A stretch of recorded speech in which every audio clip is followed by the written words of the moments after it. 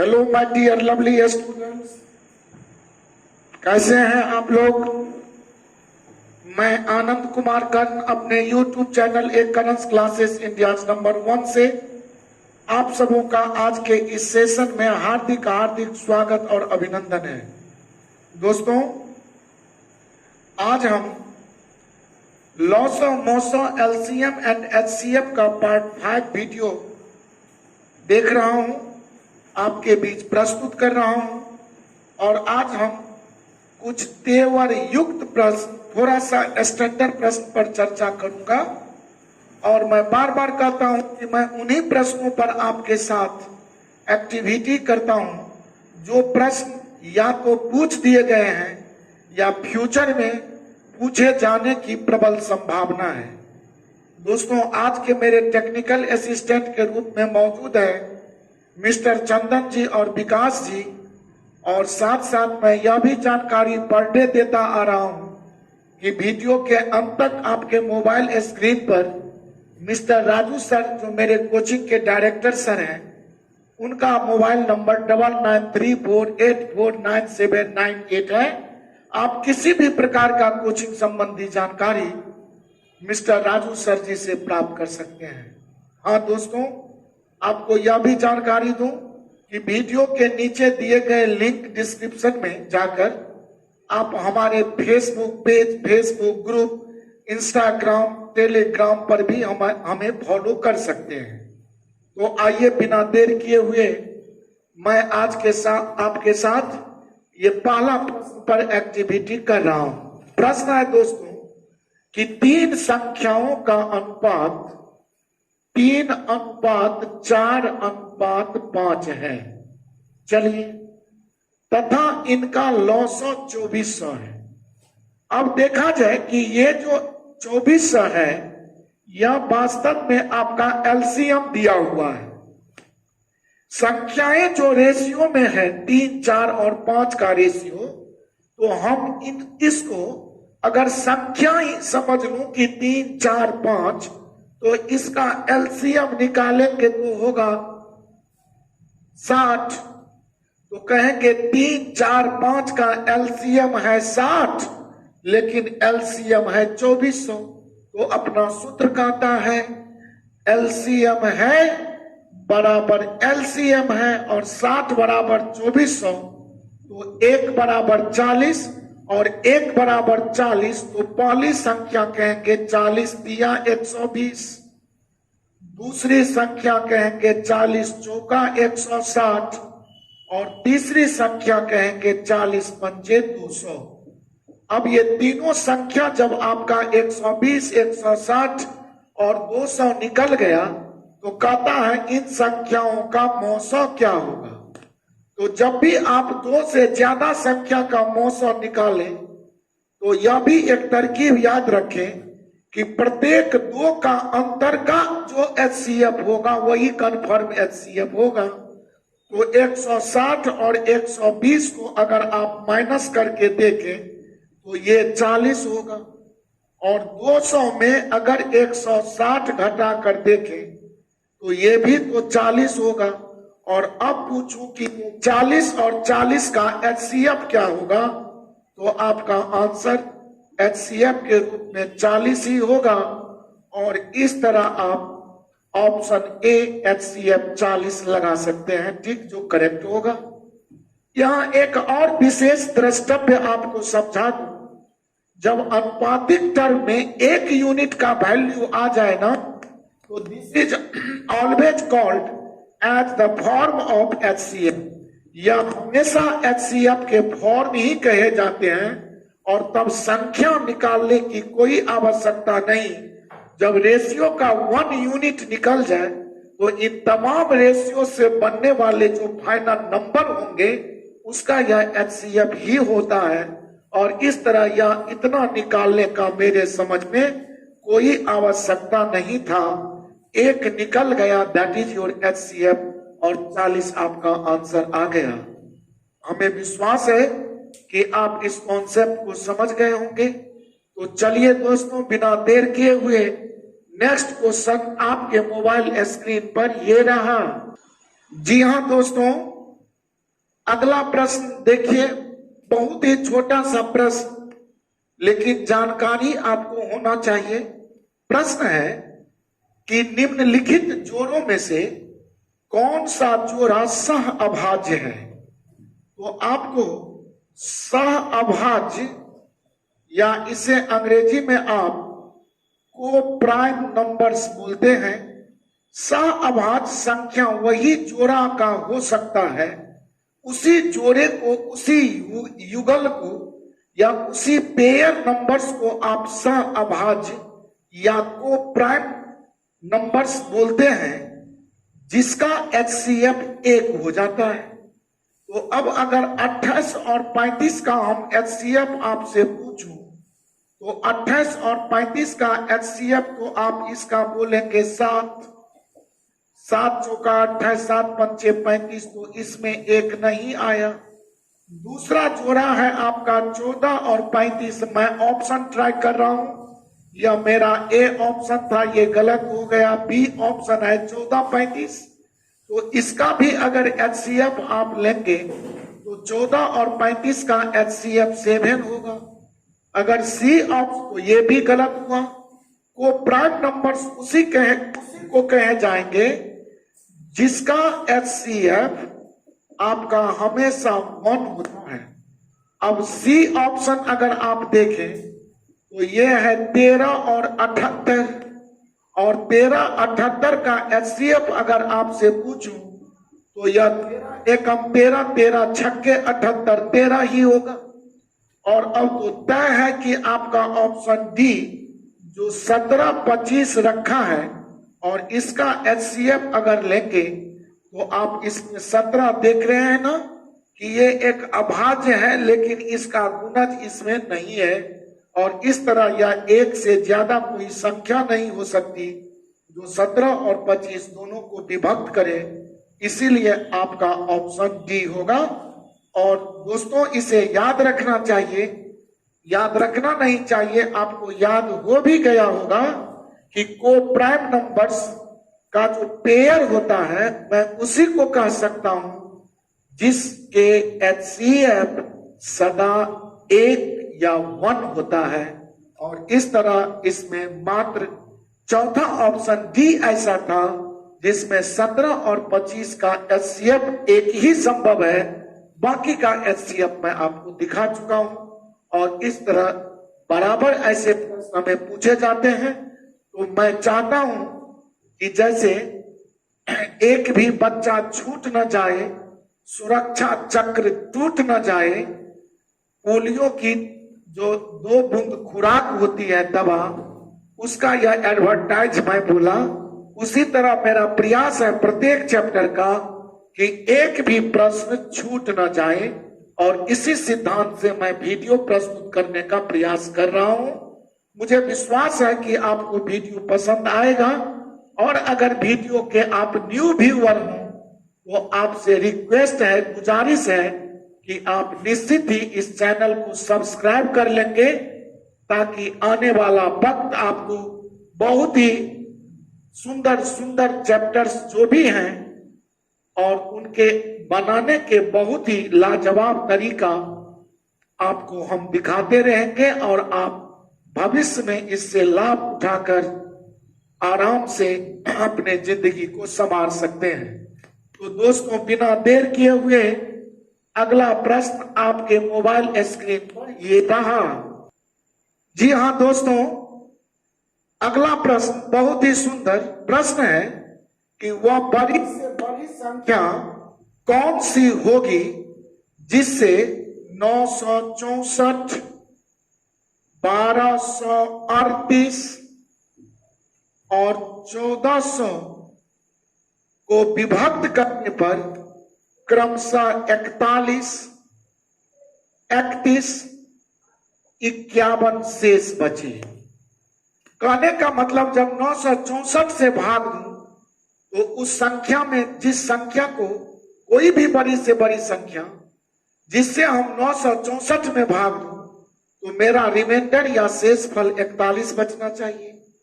उसी संख्या से अगर 1238 में भाग दूं तो मेरा रिमाइंडर 31 बचना चाहिए।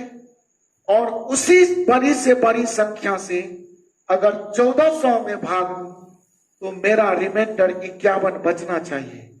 ऐसा प्रश्न जब ही देखें कि बड़ी से बड़ी संख्या और इस संख्या में भाग देने पर ये क्रमशः शेष बचे, तो जिसमें भाग दी जाए और जो शेष बचे उसका डिफरेंस आप तुरंत निकाल लें। इसका डिफरेंस निकाल लें 1260, इसका डिफरेंस निकाल लें तो ये आपका 1349 हो जाएगा। और अब इस तीनों का अगर आप एचसीएफ देख लें तो आपका उत्तर होगा। तो अगर हम अभी ऑप्शन गौर करें कि आपका उत्तर मैं देख लिया कि 71 करेक्ट होगा। कैसे? तो अगर 71 से इसमें आप भाग लगाएंगे तो यह 13 से 13 एकम 13 और 13 सत्ते 91 एक 92। इसमें अगर 71 से भाग लगाएंगे तो यह 17 से कट जाएगा। इकाई अंक देखा तो 17 लिया, 17 एकम 17 और 17 सत्ते 119, यह 17 कट के आएगा। और इसको भी अगर 71 से भाग लगाऊं ना तो अगर इकाई अंक 1 है तो 19 पकड़ ले। हाँ, तो 19 एकम 19 और 19 सत्ते 133 और 134, अर्थात ये 71 से 19 बार में कट गया। तो कहेंगे कि हमारा एचसीएफ 71 ही होगा, जो 923, 1207 और 1349 को पूर्ण विभक्त कर दिया, अर्थात वह बड़ी से बड़ी संख्या 71 ही होगी, जिससे अगर 964 में भाग लगा दें आप तो 41 बचना एकदम लाजमी होगा। 71 से 1238 में भाग लगा दें तो 31 का बचना लाजमी होगा। और 71 से 1400 में भाग लगा दे तो 51 का बचना स्वाभाविक होगा। और इस तरह ऐसा प्रश्न कभी भी देखें तो जिसमें भाग लगाया जाए और जो आपका शेष बचे, अगर इसका डिफरेंस का आप एचसीएफ निकाल देते हैं तो दिस इज योर आंसर और दैट इज योर आंसर। यही या वही तो आपका उत्तर है। और इस तरह मैं ऑप्शन से 71 को चूज करके समझ लिया कि 71 से सब कट जाएगा और मेरा ऑप्शन बी हुआ। दोस्तों, बिना देर किए हुए अगला प्रश्न आपके मोबाइल स्क्रीन पर ये रहा। जी हाँ दोस्तों, नेक्स्ट क्वेश्चन आपके मोबाइल स्क्रीन पर बहुत सुंदर सा है और प्रश्न है कि वह बड़ी से बड़ी संख्या कौन सी है जिससे 187, 233, 279 को भाग देने पर प्रत्येक दशा में समान शेष बचे। तो वो संख्या आपका है 187, 233 और 279 को अगर भाग लगा दो तो प्रत्येक दशा में समान शेष बचे। तो इसके लिए आप देखें, ऐसा प्रश्न कभी भी हो तो सबसे पहला काम कि 233 में आप 187 को घटा लें तो यह आपका 13 में 7 गया 6 और 12 में 8 गया 4। अब 279 में आप 233 घटा लें, 279 में 233 घटा लें तो 9 में 3 गया 6 और 7 में 3 गया 4। अब 279 में पहली संख्या 187 भी घटा लें और 9 में 7 गया 2 और 17 में 8 गया 9। और अब मैं पूछूं कि इन 46, 46, 92 जो आपका आया है, इसका हमें एचसीएफ बताइए। तो इसका एचसीएफ 46 का ना कुछ फास्ट होगा, क्योंकि 46, 46 का एचसीएफ 46 और जब 92 आया तो 46 दूनी 92, तो मेरा एचसीएफ 46 आ गया। और इस तरह प्रत्येक दो का अंतर का एचसीएफ जो होगा उससे अगर हम एक जैसे 46 एचसीएफ होगा नहीं हुआ और उससे 187 में 233 और 279 में आप भाग देकर देखेंगे तो in each condition you will find the reminder is same, आप प्रत्येक कंडीशन में पाएंगे कि शेष समान है और इस तरह इसका उत्तर सी 46 करेक्ट हो गया। मुझे विश्वास है कि आप टाइप से परिचित हो रहे हैं और बनाने का यह सुंदर सा तरकीब भी सीख रहे होंगे। तो दोस्तों, बिना देर किए हुए आज के वीडियो का अंतिम सवाल आपके साथ प्रस्तुत कर रहा हूं और अंतिम प्रश्न, लास्ट क्वेश्चन आपके बोर्ड पर ये रहा और आज का लास्ट प्रश्न आपके साथ शेयर कर रहा हूं। मैं सदैव यह प्रयास में रहता हूं कि वीडियो काफी बड़ा न हो जाए। मैं वीडियो इतना ही बड़ा बनाना चाहता हूं, इतने ही टाइम का, इतने ही प्रश्नों से, जो आपका एक डोज बहुत सुंदर सा खुराक मिल जाए और आप उस खुराक के माध्यम से अपने मानसिक क्षमता का विकास कर सकें। ज्यादा बड़ा या डबल ट्रिपल डोज दे देने से मानसिक क्षमता बढ़ती नहीं बल्कि वह और कॉम्प्लेक्सिटी से घिर जाती है। तो दोस्तों, आइए प्रश्न है, वह छोटी से छोटी संख्या कौन सी होगी जिसे 5, 6, 7, 8 से भाग देने पर प्रत्येक दशा में 3 शेष बचे, परंतु 9 से भाग देने पर 0 शेष बचे। अगर 3 शेष बचे तक प्रश्न होता तो मामला समाप्त था, जो हम पिछला वीडियो जस्ट पार्ट 4 में मैं आपको दिखाया हूं। लेकिन यहां पर थोड़ा सा प्रश्न की लेंथ बढ़ा कि प्रत्येक दशा में 3 शेष बचे, लेकिन वह 9 से भाग देने पर 0 शेष बचता हो। इसका माने 9 से वह पूर्ण विभक्त हो जाता है, 9 से वह पूरा पूरा कट जाता है, या 9 से वह फुल्ली डिविजिबल है। इसके लिए कुछ न करें, 5, 6, 7, 8 का अगर लॉसा लो तो 5 और 6 का लघुत्तम 30, 30 और 7 का लघुत्तम 210, 210 और 8 का लघुत्तम अगर लो तो 21 चौका 84, 840 आपका एलसीएम आ गया। 840 आपने एलसीएम लिया। अब अगर इसमें 3 शेष बचे तो आपका आंसर 3 जोड़कर इसमें 843, हम 3 बढ़ाकर बोल सकते थे 843, लेकिन यह 843 को 9 से पूरा पूरा कट जाना चाहिए। अब 9 से अगर मैं कटने का नियम देखूं तो 9 से विभाज्यता का नियम है कि दी गई संख्या के सभी अंकों का जोड़ 9 से कट जाना चाहिए। तो 8, 4, 12, 3, 15, देखा कि यह हमें 9 से विभाज्य नहीं हुआ तो मैं इसे हटा लूंगा। अब 840 अगर 5, 6, 7, 8 का एलसीएम है दोस्तों, तो 840 का जो गुणज होता चलेगा मल्टीपल, वह भी तो 5, 6, 7, 8 से कटता जाएगा। तो 840 का जो सेकेंड गुणज लो तो 840 गुने 2 बराबर 1680 बोलेंगे, और इसमें अगर 3 जोड़ दूं तो यह 1683 होगा। और अब उसको अगर 9 से विभाज्यता का रूल पर अप्लाई करूं तो 1, 6, 7, 8, 15 और 15, 3, 18, तो कहेंगे यह कुल अंकों का जोड़ 18 आया, जो 9 से विभाज्य है। अर्थात यह 1683 एक ऐसी संख्या होगी जिसमें 5, 6, 7, 8 से भाग लगाऊं तो 3 बचना स्वाभाविक क्रिया होगी, लेकिन यह 9 से पूर्णतया कट जाएगी और आपका उत्तर 1683 हुआ। अगर यह 1683 9 से नहीं कटता तो 840 का मैं तीसरा गुणज लेता और उसमें पुनः हम 3 जोड़ कर देखता। अगर नहीं होता तो चौथा गुणज देखता। लेकिन ऐसे प्रश्न बनाते समय आपको एक और जानकारी होना चाहिए कि आपका नजर ऑप्शन पर भी होना चाहिए।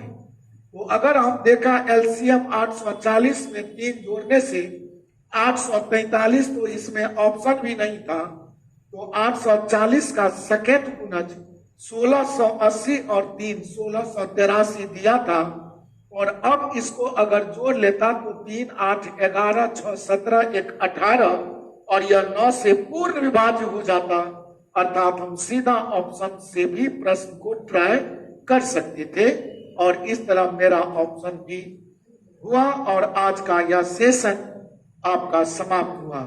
मुझे पूरी उम्मीद और विश्वास है कि आपको मेरा हर एक वीडियो पसंद आ रहा है और आपने बहुत जल्द हमें 1000 के सब्सक्राइबर ग्रुप में पहुंचाए हैं और आप लोग लाभ उठा रहे हैं। इसके लिए आप समूह को तहे दिल से शुक्रिया।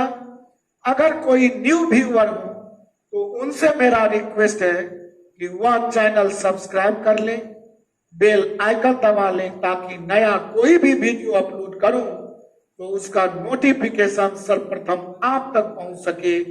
और इसके साथ आप जहां भी हैं स्वस्थ रहिए, मस्त रहिए और अपने पढ़ाई में दोस्तों व्यस्त रहिए। आज की मुलाकात समाप्त करने की इजाजत दीजिए, आज्ञा दीजिए, फिर कल मिलेंगे। टाटा, bye bye, so much thanks my lovely students.